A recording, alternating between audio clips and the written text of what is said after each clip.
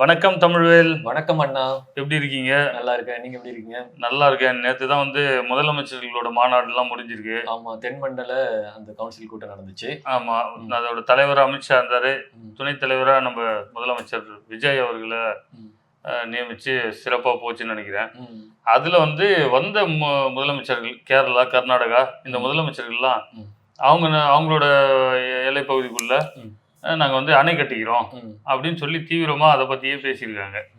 பேசி என்ன சொல்கிறாங்கன்னா, நாங்கள் அணை மட்டும் கட்டிக்கிறோம், தண்ணி எல்லாத்தையும் தமிழ்நாட்டுக்கே கொடுத்துட்றோம். எவ்வளோ தாராளமான மனசு! என்ன தாராளமான மனசு! ஏற்கனவே முல்லை பெரியாறில் தண்ணி வாங்குறதுக்குள்ள படாது பாடுபடுறோம். திணறி போகுது. ஆமாம், இங்கே கர்நாடகாவில் கபினி, கேஆர்எஸ், கேமாவதி, ஆமா அத்தனை அணைகள் வச்சிருக்காங்க. அதுல இருந்து காவிரியில தண்ணி வாங்குறதுக்குள்ள படாது பாடுபடுறோம். இதுல புதுசா அணையை கட்டி தண்ணி எல்லாம் உங்களுக்கே கொடுக்குறேன் அப்படின்னு சொல்றது யாரு அவங்க பைத்தியக்காரன்னு நினைக்கிறாங்க. இருக்கிற அணையில இருந்து ஒரு சொட்டு கூட தண்ணி தர மாட்டாங்களாம். ஆனா புதுசா அணை கட்டுறது மொத்த தண்ணி நமக்கு தரேன்றாங்க. இதெல்லாம் நம்புற மாதிரியாங்க இருக்கு. ஆமா, இப்போ இப்படி அவங்க மாநில உரிமையில அவங்க ரொம்ப உறுதியா இருக்காங்க. இத இப்ப அவங்க கிட்ட வாங்கி குடிச்சாலாவது எதை சொல்றீங்க நீங்க? தண்ணி தரேன்னு சொல்றாங்கல்ல, அதை வாங்கி குடிச்சாலாவது நம்ம ஆட்களுக்கு, நம்ம முதல்வருக்கு, நம்ம அமைச்சர்களுக்கு அந்த உணர்வுகள் வருமா, அந்த மாதிரி தைரியமா பேசுவாங்களா? ஆமா, அப்படிங்கறத நம்ம எதிர்பார்க்கலாம்னு நினைக்கிறேன். இது ஒரு பக்கம். இப்போ தொடர்ச்சியா தமிழ்நாட்டுக்குள்ள ஏற்கனவே வட மாநிலத்தவர்ல இருந்து எல்லா ஸ்டேட்ல இருந்தும் வேலை செஞ்சுக்கிட்டு இருக்காங்க. அதுல பல பேர் என்ன சொன்னாங்கன்னா, அவங்க கூலிக்கு வேலை செய்ய வந்திருக்காங்க, உழைப்பாளிகள், அவங்களுக்கு அவங்கள உழைக்கிறதுல உங்களுக்கு என்ன பிரச்சனை, அவங்களை ஏன் வர வேணாம்னு சொல்றீங்க? ஆமா, இந்த மாதிரி பல விஷயங்களை சொன்னாங்க. இப்போ சேலம் ஓமலூர் கிட்ட ஒரு பள்ளியில ஒரு வட மாநிலத்தவரை நியமிச்சிருக்காங்க. அதுவும் நீட் தேர்வுக்கு பயிற்சி கொடுக்குற ஆசிரியர். 2 நாள் முன்னாடி தான் இவங்க பேருந்துல எல்லாம் கூட வடமாநில நிறுவனத்துக்கு ஒப்பந்தம் போட்டிருந்தாங்க. ஆமா, இப்போ யூபில இருந்து அது என்ன சொன்னாங்கன்னா, இல்ல அதெல்லாம் ப்ராசஸ்ல இருக்கு அப்படி இப்படின்னு ஒரு பக்கம் ரீல்ஸ் போட்டுக்கிட்டு இருந்தாங்க. அப்படிலாம் கொடுக்க மாட்டாரு எங்க அண்ணன் அப்படின்லாம் சொல்லிட்டு இருந்தாங்க. ஆனா உண்மையை பார்த்தோன்னா இப்போ அவங்க அப்ரூவ் பண்ண அந்த சர்டிபிகேட்டோட இப்போ வந்துருச்சு. ஆமா, 17ஆம் தேதி அதை உறுதிப்படுத்தியிருக்காங்க. இப்போ போன பிப்ரவரி மாசமே அவங்க அதுக்கு அப்ளை பண்ணியிருக்காங்க அப்படிங்கிறதுலாம் நமக்கு தெரிய வந்துச்சு. இங்க ஆசிரியர்களுக்கு பல பேர் வேலைக்கு காத்திருக்காங்க, பல பேர் தேர்வு எழுதிட்டு இன்னும் வேலை கிடைக்காம இருக்காங்க, பல பேர் அதுக்காக பயிற்சி எடுத்துக்கிட்டு இருக்காங்க. பகுதி நேர ஆசிரியர்களா வேலை செய்யறவங்க எங்களை முழு நேர ஆசிரியர்களா பணி நிரந்தரம் பண்ணுங்க அப்படின்னு சொல்றாங்க. இப்படி இவ்வளவு போராட்டங்களை ஆசிரியர் பெருமக்கள் இங்க இந்த அரசுகிட்ட கோரிக்கையா வச்சு போராடிக்கிட்டு இருக்கு. இப்ப இந்த நிலைமையில நீங்க எதுக்கு இப்போ ஒரு வட மாநிலத்தவரை ஆசிரியரா போடுறீங்க? அப்ப உங்களோட நோக்கம் தான் என்ன அப்படிங்கிற கேள்வி நமக்குள்ள எழுது. ஏற்கனவே தகுதியான ஆசிரியர்கள் எல்லாம் இங்க இருக்காங்க அப்படிங்கும் போது இந்த பயிற்சி தரத்துக்கு கூட அவங்கள இருந்து தேர்ந்தெடுக்கலாம். வேலை இல்லாம எவ்வளவு ஆசிரியர் இருக்கும் போது அவங்கள இருந்து தேர்ந்தெடுக்காம எதுக்காக வெளி மாநிலத்துல இருந்து தேர்ந்தெடுக்கிறாங்க அப்படிங்கறதுதான் இப்போ தமிழ்நாடு அரசுகிட்ட நம்ம கேள்வியா முன் வைக்கிறோம். இன்னொன்னு இப்போ தாய்மாமன் சீர் இந்த திட்டம் எல்லாம் முதலமைச்சர் அவர்கள் அறிவிச்சு எல்லாரும் கொடுக்குறேன் அப்படின்னு சொல்லியிருக்காரு. அதுல இந்த தங்க மோதிரம் போடுற திட்டம் 1 கிராம்ல, ஆமா, அது முதலமைச்சர் தான் தொடங்கி வச்சாரு, நம்ம பார்த்தோம். அப்போ தங்க மோதிரம் போடுற திட்டத்துக்கு டெண்டர் நிறைய மோதிரங்கள் தேவைப்படும்ல. அப்போ டெண்டர் கொடுக்குறாங்க. டெண்டர்ல இப்போ L1 அதான் லீஸ்டா யார் கொடுக்குறாங்களோ L1 ஃபைனல் பண்ணி அவங்களுக்கு அந்த டெண்டரை ஓகே பண்ணுவாங்க. அப்போ அந்த டெண்டர்ல ஜாயலுகாஸ் அதுல நான் 1 பைசா எனக்கு கொடுங்க போதும், உள்ள விலையை விட 1 பைசா கூடுதலா கொடுத்தா, ஆமா 1 பைசா கூட, இப்போ கிராமுக்கான என்ன தங்க விலை என்னவோ அதை கொடுத்துருங்க, அதை தாண்டி 1 பைசா கொடுங்க. பேக்கிங்ல இருந்து செய்கூலி, சேதாரம் எல்லாத்தையும் நான் பாத்துக்கிறேன், வாகன போக்கு எடுத்து தர்றது வரைக்கும் அவங்களே பாத்துக்கிறேன். ஆமா, அப்போ எப்படி 1 பைசால நீங்க இவ்வளவு சேவையை செய்ய முடியும் அப்படிங்கிற கேள்வி நமக்கு இயல்பா எழுது. நாம சாமானிய மக்கள் கடைக்கு போறோம், ஒரு நகை எடுக்கணும்னா 10-15% நீங்க அதுல வேல்யூ ஆடட் டாக்ஸ் போடுறீங்க, செய்கூலி சேதாரம் போடுறீங்க, எல்லாம் போடுறீங்க. 8% குறைக்கிறதே கிடையாது. அவ்வளவு குறைச்சாலும் 8% குறைக்க மாட்டீங்க. ஆமா, ஏன்னா அதுல லாபமே இல்லைன்னு சொல்றீங்க. உங்களுக்கு இதுவே பெரிய டிஸ்கவுண்ட், இதுக்கு மேல போனா வந்து செய்கூலி கூட கிடைக்காது அப்படிலாம் பேசி விக்கிறீங்க. ம். ஆனா வெறும் 1% கொடுத்தா நீங்களே பேக் பண்ணி ஒரு பைசா. ஒரு பைசா மட்டும் நீங்க கொடுத்தா நீங்களே பேக் பண்ணி அதை வந்து எடுத்துட்டு வந்து அந்த போக்குவரத்து செலவுல இருந்து எல்லாமே நாங்களே பாத்துக்கிறோம் அப்படின்னு சொல்றீங்கன்னா நீங்க யாரெல்லாம் ஏமாத்துறீங்க? ஒண்ணு இந்த பக்கம் தர முடியாதுன்னு சொல்லி பொதுமக்களை ஏமாத்துறீங்களா, இல்ல அந்த பக்கம் அரசாங்கத்தை ஏமாத்துறீங்களா? உங்களுக்கு ஒரு பைசால தர முடிஞ்சா இதெல்லாம் ஏன் மக்களுக்கு வந்து தர முடியல? அங்க மட்டும் ஏன் அதிகமா காசு வச்சு விக்கிறீங்க? ஆமா அப்ப மக்களை ஏமாத்துறீங்களா? இல்ல தர முடியலன்னா இப்ப அரசாங்கத்தை ஏமாத்துறீங்களா அப்படிங்கிற கேள்வி இதுல கேரளாவை சேர்ந்த அந்த நிறுவனம் ஏற்கனவே இவங்க எல்லாத்தையுமே ஊபி நிறுவனத்துக்கு மற்ற வேலை வாய்ப்பெல்லாம் வட மாநிலத்திற்கு கொடுக்குறாங்க அப்படிங்கிற ஒரு கேள்வி வந்தப்போ இப்போ இந்த தங்க மோதிரம் கொடுக்கறதையும் ஒரு கேரளாவில் இருக்கிற அந்த தங்க விற்பனை நிறுவனத்துக்கு கொடுக்குறாங்க. தமிழ்நாட்டுல நிறுவனமே இல்லையா? ஏன் எந்த திட்டத்தையும் இவங்க தமிழ்நாட்டு நிறுவனங்களுக்கோ தமிழ்நாட்டு முதலாளிகளோ தர்றது இல்லை? தனியாருக்கு தர்றதுங்கிறது ஒரு தப்பான விஷயமா இருந்தாலும் அதை கூட தமிழ்நாட்டில் இருக்கவங்களுக்கு கொடுக்கறது இல்லை அப்படின்னு ஒரு கேரள நிறுவனத்துக்கு தமிழ்நாட்டு மக்களுக்கு இவ்வளவு குறைஞ்ச விலையில தங்க மோதிரம் கொடுக்கணும்னு என்ன சேவை நோக்கம் இருக்கு அப்படிங்கிற கேள்வி. அப்போ வந்து இது வந்து அரசாங்கத்தோட திட்டம். ஏற்கனவே அரசாங்கம் முட்டை கொள்முதல் பண்ணும்போதே ஏகப்பட்ட ஊழல் பண்ணிடலாம் அப்படின்ற ஒரு இதுவை நம்ம இதுக்கு முன்னாடி இந்த அரசுகளில் பார்த்துருக்கோம். அதே மாதிரி ஆவின் பாலில் தண்ணியை கலந்து அதை எப்படி ஏமாத்தினாங்க, முத்திரைத்தாள் வரைக்கும் அரசாங்கம் நடத்துகிற எல்லாத்துலேயும் வந்து ஊழல் பண்ணலாம் அப்படிங்கிற ஒரு இது வந்து இப்போ இருக்கு. அந்த நடைமுறையில் நம்ம நிறைய பேர் வந்து அதை செஞ்சு அதுக்கு தண்டனை அனுபவிக்கிறாங்க. இந்த மாதிரிலாம் நம்ம பார்க்குறோம். அப்போது தங்கம் இது இருக்கிறதுலே வந்து விலை உயர்ந்தது, நம்ம சாமானிய மக்களுக்கு தேவையானது. அப்போ இந்த தங்கத்தில் வந்து இப்போ தங்கம் இலவசமாக தான் வருது நமக்கு. அதோட தரம் என்ன, அது வந்து சரியாக கொடுக்கப்பட்டிருக்குதா, இதெல்லாம் எப்படி நம்ம சோதிக்கிறது, இந்த மாதிரி பல சிக்கல்கள் இருக்குது. ஹால்மார்க் போட்டுருவாங்கன்னு சொல்கிறாங்க. இன்றைக்கும் இப்போ வந்து மார்க்கெட்லலாம் போலி ஹால்மார்க்கு அந்த விஷயம் இப்போ கூட வழக்கு பதிவு செய்யப்படுது. போலி ஹால்மார்க் போட்டாங்க, போலி தங்கங்களை விற்பனை செஞ்சுட்டாங்கன்னு இப்போ வரைக்கும் அந்த வழக்குகள் ஏதாவது ஒரு பகுதியில் பதிவு செய்யப்பட்டு தான் இருக்குது.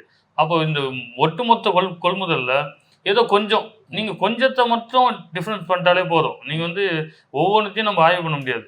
ஏதோ இப்போ ஒரு 8 லட்சம் 10 லட்சம் மோதிரம் வாங்குகிறோம், அதில் ஒரு 10,000 மோதிரம் மட்டும் அந்த மாதிரி இருக்குதுன்னா கூட இவங்களுக்கு தேவையான லாபம் அதில் கிடைச்சிடும். ஏன்னா அது வந்து விலை உயர்ந்தது தான். அப்போது அந்த கேரட்டை எப்படி செக் பண்ணுறது, எல்லாம் சரியாக இருக்கா, ஒருவேளை சரியாக இல்லைன்னா எப்படி அதுக்காக நம்ம முறையிடுறது. ஏன்னா இலவசமாக அந்த பொருள் ஏற்கனவே டிவி கொடுத்தாங்க, மிக்சி கொடுத்தாங்க, எல்லாமே கொடுத்தாங்க, லேப்டாப் கொடுத்தாங்க, எல்லாமே பழுதறிஞ்சு வீணாக போச்சு. காயலாங்கடைக்கு முதலமைச்சர் ஒரு படத்தில் அதெல்லாம் கொண்டு போய் போட்டு எரிச்சாரு. ஆமாம், அப்போ அதெல்லாம் காயலாங்கடைக்கு போச்சு. அதுக்கே நமக்கு என்னன்னு தெரியல. அது நம்மளோட பணம் தான், நம்மளோட வரி பணம். நம்ம வரி பணத்துலேருந்து இத்தனை 1000 கோடிகளை கொடுத்து நீங்கள் ஒரு பொருளை வாங்குறீங்க.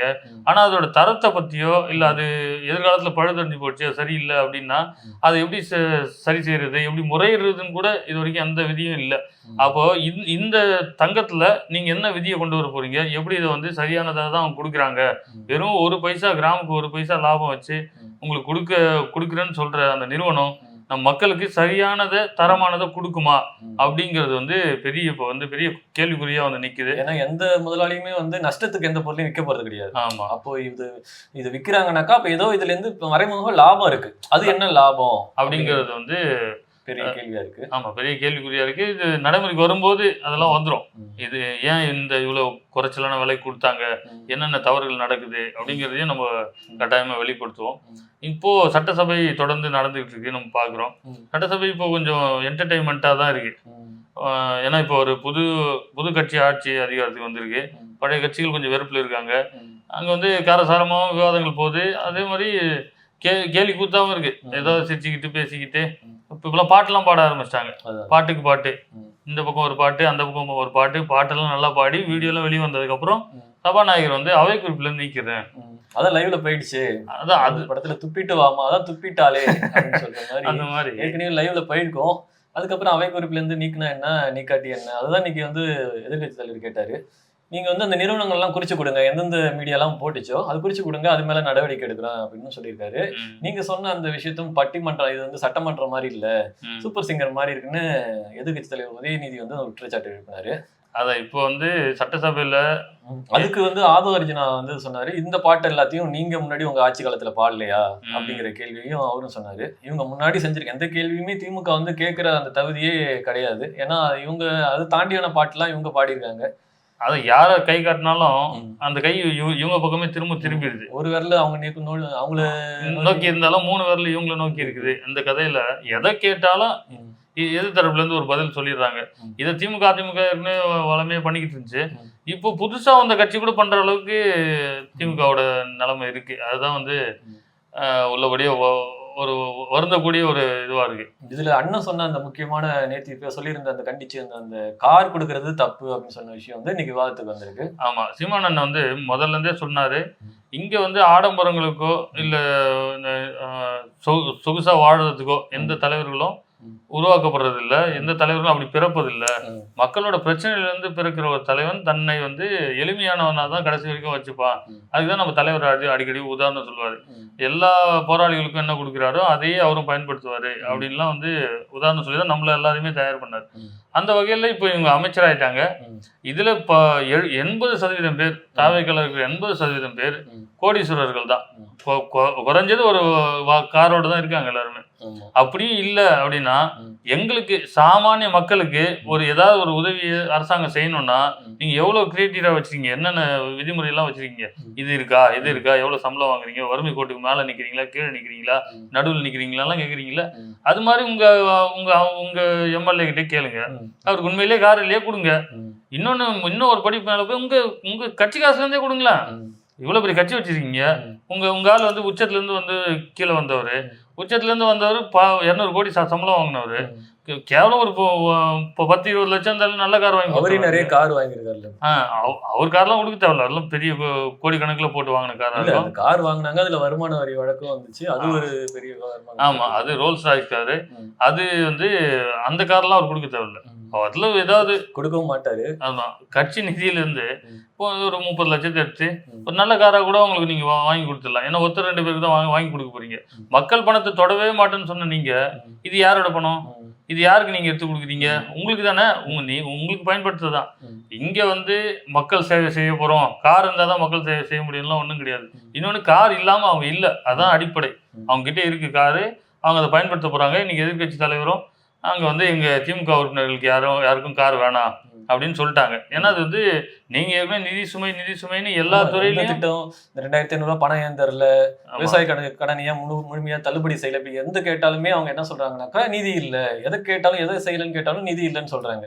ஆமா, ஆனா இப்போ வந்து கார் கொடுக்கறதுக்கு மட்டும் எங்க இருந்து வரும் நிதி? இதையே முதலமைச்சர் வந்து இதுக்கு முன்னாடி தேர்தல் பரப்புரையில இதெல்லாம் பேசியிருக்காரு. நீங்க வந்து எதுக்குமே நிதி இல்லைன்னு சொல்றீங்க, அப்புறம் நீங்க எப்படி இதெல்லாம் செய்றீங்கன்னு திமுக பார்த்து கேள்வி கேட்டீங்க. இப்ப அதையே தான் நீங்க செய்றீங்க. இதுதான் வந்து தீய ஆட்சியோட நீட்சி அப்படின்னு நம்ம சொல்றோம். கார் இல்லாத எம்எல்ஏக்கு கொடுத்தா கூட ஒரு அதுல நியாயம் இருக்கு. ஆமா, நீங்க அனைத்து எம்எல்ஏக்கும் காருன்னு சொல்லிட்டீங்க. இன்னைக்கு வந்து பொதுப்பணித்துறை அமைச்சர், இன்னைக்கு முதலமைச்சர் வரல, பொதுப்பணித்துறை அமைச்சர் ஆதவர்ஜன் வந்து விளக்கம் கொடுக்குறாரு. இல்ல, நாங்க கார் இல்லாதவங்களுக்கு தான் நாங்க கார் கொடுக்க போறோம் அப்படிங்கிற ஒரு விளக்கத்தை இன்னைக்கு திரும்பவும் கொடுக்குறாரு. இதே மாதிரி தான் நேற்று அந்த தென்மண்டல கவுன்சில் கூட்டத்திலேயே முதலமைச்சர் ஒரு விஷயத்த பேசினாரு. தொகுதி மறுவரை மசோதா இருக்கு பாத்தீங்களா, அதுல வந்துட்டு ஏற்கனவே சொல்லியிருந்தாங்க 543 அப்படியே நிக்கணும், அதை தாண்டி நிறைவேற்றணும் தீர்மானம் நிறைவேற்றிருந்தாங்க சட்டப்பேரவையில. அங்க போயிட்டு என்ன பேசியிருக்காரு, 7.18%. அந்த பர்சன்டேஜ் கீழே குறையாம இருக்கணும் அமித்ஷா முன்னாடி வந்து பேசிட்டாரு. ஆமா, ஏன்னா அமித்ஷா ஏற்கனவே போய் சந்திச்சு டிஃபன் பாக்ஸ் எல்லாம் கொடுத்துட்டு வந்தாரு. சப்பாத்தியும் உருளைக்கிழங்கு பாஜியும் கொடுத்துட்டு வந்தாரு. அதையும் யாரோ பார்த்து வெளியே சொல்லிட்டாங்க. ஆனா எனக்கு தெரிஞ்சு இப்படி ஒரு வரவேற்பை நம்ம பார்த்தது இல்லை. ஏன்னா அது வந்து புரோட்டோகால்ல இருக்கான்னு வேற தெரியல. ஏன்னா ஒரு உள்துறை அமைச்சர், அவரோட உணவு எல்லாத்துலயும் வந்து பல விதிகள் இருக்கும். எதை சாப்பிடணும், அந்த சாப்பாடை யார் கொடுக்கணும், அந்த மாதிரிலாம் இருக்கு. இவர் போய் ஒரு டிஃபன் பாக்ஸ்ல கொடுத்துட்டு வர்றாரு. அப்போ இவங்க வந்து அது பாயாசமா கூட இருக்கலாம், பாசிசத்துக்கு முதல்வர் கொடுத்த பாயாசமா கூட இருக்கலாம். அது வந்து சப்பாத்தி உருளைக்கிழங்கு நீங்க சொல்றீங்க. அதனால இப்படி ஒரு வரவேற்பை நம்ம அங்கதான் பாக்குறோம். அதையும் செய்தி நிறுவனங்கள் தான் வெளியிட்டுச்சு. அதான் இந்த செய்தியும் செய்தி நிறுவனங்கள் தான் வெளியிட்டுச்சு இப்படி பேசிட்டான்ட்டு. ஆனா அமைச்சர் நிர்மல்குமார் சொன்னாரு அப்படி எல்லாம் பேசல, அது அப்படி பேசவே இல்லைன்னு இன்னைக்கு சட்டப்பேரவையில சொன்னாரு. நேற்றையும் விளக்கம் கொடுக்குறாங்க பேசல அப்படின்னா. நீங்க காங்கிரஸோட கூட்டணியில இருக்கீங்க, காங்கிரஸோட நிலைப்பாடு ஒண்ணா இருக்கு, உங்களோட நிலைப்பாடு ஒண்ணா இருக்கு. அதனால இப்போ இது எல்லாமே வந்து ஒரு அரசியல் சந்தர்ப்பத்துக்காக தான் இது வந்து நடக்குது. அமித்ஷா முன்னாடி ஒரு நிலைப்பாடு வைக்கிறீங்க, சட்டப்பேரவையில இன்னொரு நிலைப்பாடு வைக்கிறீங்க. ஆமா, அப்போ வந்து இது ஒரு அரசியல் பண்ணணும், ஆட்சி அதிகாரத்திலே இருக்கணும் அப்படிங்கிறதுக்காக எதை வேணாலும் பொறுத்துக்கிட்டு எந்த கொள்கையும் இல்லை, எல்லாத்தையும் வந்து சமரசம் பண்ணிக்கிட்டு அப்படி போற ஒரு கூட்டமா முதல்ல தமிழ்நாட்டையே அடகு வைக்கிற ஒரு ஆட்சி அதிகாரமா தான் இது இருக்கும் அப்படிங்கிறதுல எந்த மாற்று கருத்தும் இல்லை. இன்னைக்கு சட்டப்பேரவையில 800 இந்த கொசஸ்தலை ஆத்துல வந்து மீன்கள் செத்து மிதக்கிறத பற்றி ஒரு கவன ஈர்ப்பு தீர்மானமும் கொண்டு வந்தாங்க. அதுக்கு பதிலளித்த சுற்றுச்சூழல் அமைச்சர் வந்து அந்த மீன்கள் வந்து அந்த ஆலை கழிவுகளால வந்து செத்து மிதக்கல இறக்கல, அது வந்து மனித கழிவுகளால தான் இறந்து மிதக்குது அப்படிங்கிற மாதிரி ஒரு பதில் சொல்லியிருக்காரு. இதான் வந்து கேள்வி ஒண்ணு கேட்டா அதுக்கு அசர்ற மாதிரி ஒரு பதில் சொல்லுவாங்கல்ல, அப்படி ஒரு பதில் சொல்லியிருக்காரு. அவர் ஏற்கனவே அசர்ற மாதிரி ஒரு பதில் சொல்லியிருக்காரு. சுற்றுலாத்துறை அமைச்சர் அப்படிங்கறத சொல்லியிருக்காரு. சுற்றுச்சூழல் துறைங்கிறதே அவருக்கு சொல்ல வரல. ஆமா, அந்த சுற்றுலா போனவர் திடீர்னு அமைச்சர் ஆயிட்டாரு. அதனால அதை வந்து மறக்க முடியாம மறுபடியும் அதையே சொல்லியிருப்பாரு. அது அங்க போனாரு. இதை எப்படி சொன்னாரு? ஒருவேளை அங்க அவர் போனாரா? எதுக்கு போனாரு? இல்லங்க, ஆய்வுக்கு போனாரா? ஆய்வு தானே. ஆமா, ஆய்வுக்கு போனாரா, பார்த்தாரா, எதை வச்சு அவரு அதை வந்து சொல்றாரு? இன்னொன்னு, மனித கழிவுகளால வந்து மீன்கள் வந்து இறந்துருமா அப்படிங்கறதே மிகப்பெரிய கேள்வி. ஆமா, ஏன்னா ஊர்ல குளங்கள்ல எல்லாம் வந்து அழுக்க தின்னு வளர்றதுதான் மீன்கள். குளத்தை சுத்தம் பண்றோம், அழுக்க தின்னு மீன்களாலதான் குளம் சுத்தமாகுது. ஆமா, அப்படிங்கறதுதான் கிராமத்துல இருக்க பழமொழி. இங்க என்னன்னா, இவங்க எல்லாருமே வந்து வீட்டுக்குள்ள ரீல்ஸ் போட்ட ஆட்கள் வெளியே வந்துட்டாங்க, அமைச்சராகவே ஆயிட்டாங்க. எல்லா விஷயத்துக்கும் இப்படி ஓவர் ரியாக்ட்லாம் பண்ண தேவையில்ல. ஒண்ணு தெரிஞ்சா சொல்லுங்கன்னு அமைதியா இருங்க. யாரும் உங்களை வந்து சட்டையை பிடிச்சி கேட்க போறது இல்லை. நீங்க மறுநாள் யாராவது ஐஏஎஸ் எல்லாம் வச்சு அந்த கேள்விக்கான பதில தயார் பண்ணிட்டு கூட பேசுங்க. நாங்க எங்க அண்ணன் சீமான்லாம் அந்த இடத்துக்கே போய் அங்க இருக்கிற பிரச்சனை என்ன, அந்த கழிமுகத்துல எத்தனை நிறுவனத்தோட கழிவுகள் அங்க வந்து கலக்குது, எவ்வளவு சாம்பல் அங்க படியுது, அதனால என்னென்ன பாதிப்புகள் வருது, இதெல்லாம் பல முறை பேசியிருக்கோம். எங்க நாம் தமிழ் யூடியூப்ல போய் பார்த்தீங்கனாலே இருக்கும். அண்ணன் போய் படகுல போய் பார்த்தது, அங்க இருக்கிற மக்கள் வந்து பேசினது, இருக்கவே முடியல, சுவாசிக்க முடியல, இவ்வளோ காற்று இவ்வளோ கழிவா இருக்கு, காற்று முழுக்க இவ்வளோ நஞ்சா இருக்கு, இங்க வந்து கடல்ல இவ்வளோ கழிவு வந்து கலக்குது, இதனால மீன்கள்லாம் செத்து போகுது அப்படின்னு சொல்லிக்கிட்டு தான் இருந்தாங்க. அதெல்லாம் சொல்லி தான் நம்ம தேர்தலே சந்திச்சோம். இதெல்லாம் இந்த சிக்கல் எல்லாம் ஏறெடுத்து கூட பார்க்க மாட்டேங்குது இந்த அரசு. இதை தீர்க்கறதுக்கு வேற வழியே இல்லை, நம்ம நாம் தமிழ் பிள்ளைகள் வந்தால் தான் தீர்க்க முடியும்னு சொன்னோம். இப்பயும் அது உண்மையாக தான் இருக்கு. இன்னைக்கு வரைக்கும் அது வந்து தீர்க்கப்படல. இன்னைக்கும் வந்து அதை வந்து அது ஒரு சிக்கலா, அந்த பகுதி மக்களுக்கு அது ஒரு சிக்கலாவே தான் இருக்கா ஒழிய அது ஒரு தீர்வை நோக்கி போகாது. ஏன்னா இப்போ எப்படி பதில் சொல்லிருக்காரு பார்த்தீங்களா, அமைச்சரே இப்படி பதில் சொல்லிட்டா அப்புறம் அதை வந்து நம்ம எப்படி இது பண்ண முடியும்? அதெல்லாம் தெரிஞ்சுக்கிட்டு ஒரு விஷயத்தை தெரிஞ்சுக்கிட்டு அதைப்படி பேசும். இல்லைனாக்கா வண்டல் மண்ணில் தான் செங்கல் சொல்ற மாதிரி இருக்கும். சிறப்பு நிவாரண நிதி கேட்டா சிறப்பு தொகுப்பு நிதியை பத்தி பேசுவாங்க. தெரிஞ்சுக்கிட்டு பேசலைன்னா இந்த மாதிரியான பதில்கள் தான் ஆளுங்கட்சிட்டு இருந்து வருது. இதை தாண்டி பல பிரச்சனைகள் இருக்குது இங்க. சட்டப்பேரவையில பேச வேண்டியதுக்கு அப்படிங்கிறதுக்கே பல பிரச்சனைகள் இருக்கு. அதெல்லாம் விட்டுட்டு இவங்க வந்து இந்த கார் பிரச்சனை, எம்எல்ஏ கார் மொத்த பேருக்கு கொடுக்குறேன்னு சொல்லிட்டு அப்புறம் இல்லைன்னு சொல்லிட்டு பாட்டு பாடுறது, இதெல்லாமே வந்து மற்ற பிரச்சனைகள் பேச வேண்டிய நேரத்தை வந்து இவங்க வெறும் கேளிக்கையில் இந்த மாதிரி விஷயங்கள்லேயே வந்து செலவு செஞ்சு அந்த பிரச்சனைகள்லாம் மடை மாற்றுறாங்களோ அப்படிங்கிற ஒரு கேள்வியும் நம்ம கிட்ட வருது. இந்த சட்டப்பேரவை நேரலை செஞ்சதுக்கு அப்புறம் இவங்க 2 பேரும் பண்ற இந்த லாவணி கச்சேரி இருக்கு பாத்தீங்களா, இதெல்லாம் பார்த்ததுக்கு அப்புறம் பார்க்கும்போது பாக்குற மக்களுக்கு என்ன தோணுதுன்னா, பாமக எம்எல்ஏக்களா இருக்கிற அந்த சௌமியா அன்புமணி அவங்க இது மாதிரி ஒரு சிலவங்க மட்டும்தான் மக்களுக்கு தேவையான கருத்துக்களை பேசுறாங்களோ, மற்றவங்க எல்லாம் வெறும் இவங்க அவங்களை குறை சொல்றது, அவங்க இவங்களை குறை சொல்றது, இதுலதான் இருக்காங்க. மக்களுக்கு கொஞ்சம் கொஞ்சமா நல்லா தெளிவாவே தெரியுது. இப்ப மிக முக்கியமாவே இப்ப வந்து மேகதாது அணை பிரச்சனை இருக்கு, அதை பத்தி விவாதிச்சிருக்கலாம். அது குறித்து ஒரு தீர்மானம் கொண்டு வந்து அது ஆக்கப்பூர்வமா ஏதாவது செஞ்சிருக்கலாம்.